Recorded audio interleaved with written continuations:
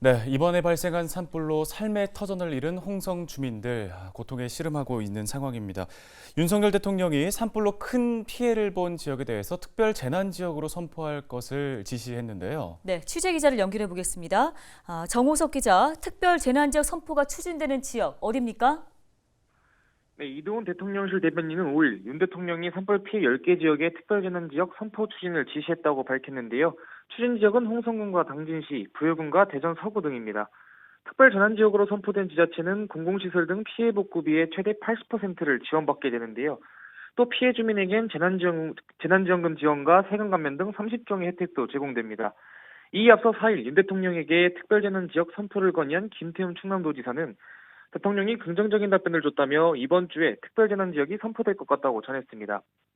홍성군은 신속한 특별재난지역 지정을 위해 중앙부처와 대화를 이어나갈 계획입니다. 또 빠른 복구를 위해 생활안전주거비 등 재난지원금을 확보할 방침입니다.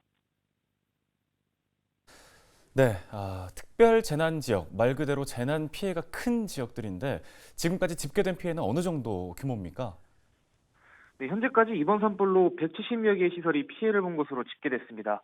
먼저 주택 59동과 비닐하우스 48동, 축사 20동 등이 불에 탔는데요. 축사 피해로 닭 8만 마리와 돼지 850마리 등 8,100여 마리의 가축이 소실됐습니다. 화재 진화 과정 중 집계된 피해 건수보다 2배 이상 늘어난 건데요. 홍성군은 시간이 지날수록 피해 현황이 늘어날 것으로 보고 있습니다. 예, 산불 원인으로 실화 가능성이 제기됩니다. 지금까지 원인과 관련해서 나온 이야기를 좀 정리해 볼까요?